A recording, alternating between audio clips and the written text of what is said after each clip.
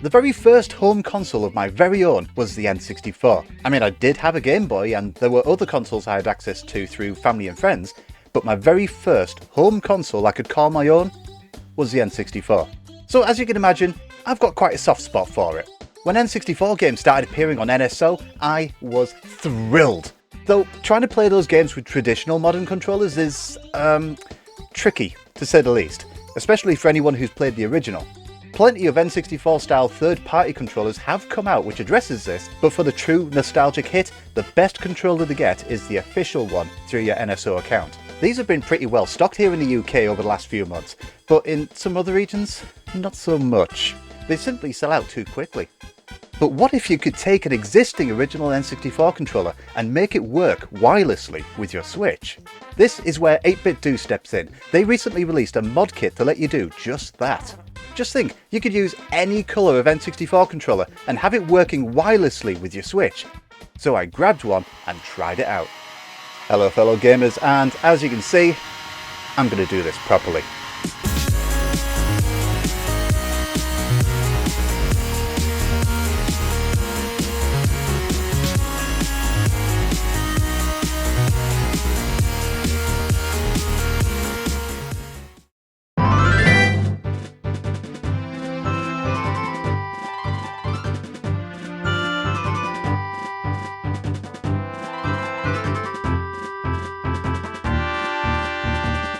8bitdo are in the market for creating controllers, so why they didn't just create an N64 style controller I'll never know. But they're also in the market of creating DIY mod kits for official controllers. Systems like the NES, Mega Drive, SNES and PlayStation have all had the mod kit treatment, and now it's the N64's turn. The kit initially includes the main board and rumble pack attachment, but it also has an optional extra that I think everyone would want to take advantage of: a Hall effect joystick. Given how notoriously flimsy the N64 joystick is, it's great that they include this option as well. So naturally, I went for the full kit. Amongst the parts, it also came with a set of instructions outlining the assembly steps and how to use it once it's all pieced together. There was also a screwdriver included, so you don't need to source one of your own, and a USB Type-C cable. The rumble pack attachment here is one half of the required kit. Along with the rumble feature, it includes the necessary home and screenshot buttons, a pairing button and ZR to let you open up the menu in the N64 NSO app. There's also a Type-C port to allow you to charge the controller and a switch on the back to change Bluetooth modes. Next out of the box was the optional Hall effect joystick. It's shaped to perfectly replace the original stick, so you don't even need the rest of this kit to use one of these. 8bitdo sell them separately for around 15 quid. Last out of the box was the main board itself.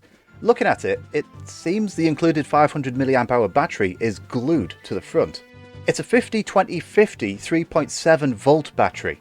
I wanted to take note of this because, well, recently I've been trying to find a replacement battery for another 8bitdo controller that I have, which sadly these days is struggling to hold a charge. Unfortunately, the only place I could find one is on an AliExpress listing, and it doesn't deliver to the UK. I don't want a repeat performance here, so I had to check to see if it was available. Luckily, it seems that there are a few sources for a replacement that will deliver here, at least for the time being. For this kit, I decided to use one of my gold controllers. I mean, if I'm going to go ahead with this mod, I've got to do it in style, hadn't I? Installing the mod was relatively straightforward actually. The kit doesn't include any replacement membranes, so you'll have to use the ones already in there. But that does mean, since it's the same shell, the same buttons, the same membranes are being used, it should feel exactly the same as before. I did find it tricky positioning the boards for the shoulder buttons though. The ribbon connecting them to the main board were quite rigid and kept pulling them out. I also needed to make sure those ribbons were positioned properly when closing up the controller after fitting the mod. There was a risk of the support struts on the back half of the controller cutting through them if not positioned properly. Oh, and you needn't worry about the hole left behind from the cable. It gets plugged up with this little rubber stopper. Once it was all put together, I quickly put it to work with some of my favourite N64 games on NSO. When it's paired up to the Switch, it was recognised as an N64 controller. Now that's great and all for the N64 NSO app, but it does limit its use a little. For one, you can't remap the buttons as a result. But when it came to playing N64 games, GoldenEye, Banjo-Kazooie, Mario Kart, Mario 64, Lilac Wars, F-Zero, it works and feels exactly like an original N64 controller. Of course, most of it still is. Though at first I did have an issue with the Z trigger.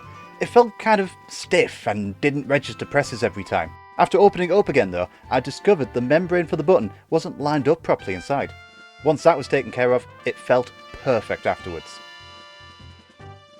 That new joystick works really well too. The dead zone is practically non-existent, and it's delicate enough that you can tiptoe away in Super Mario 64, or go completely full pelt. It is a bit of a stubby joystick though, a bit more akin to the GameCube one.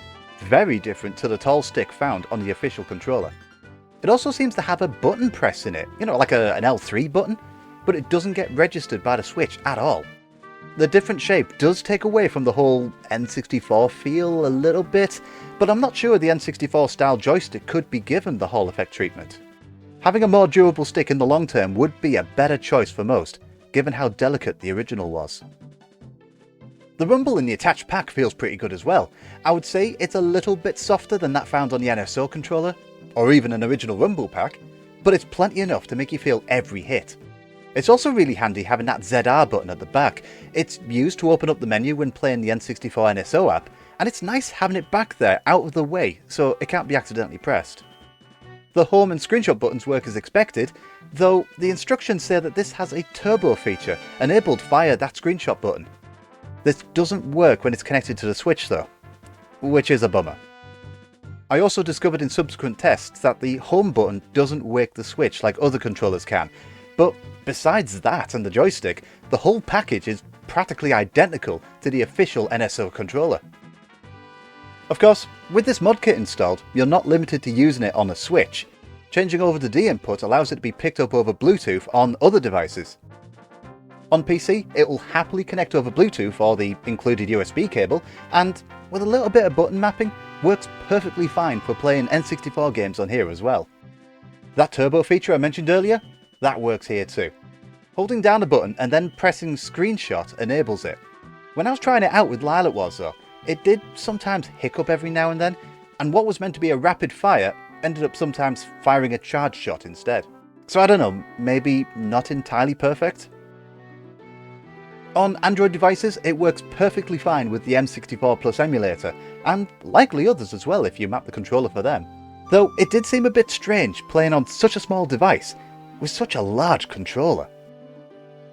It even works on Raspberry Pi, though 8bitdo don't announce this. It took a little while to tweak the N64 core to map the buttons properly for the controller, but it's certainly doable.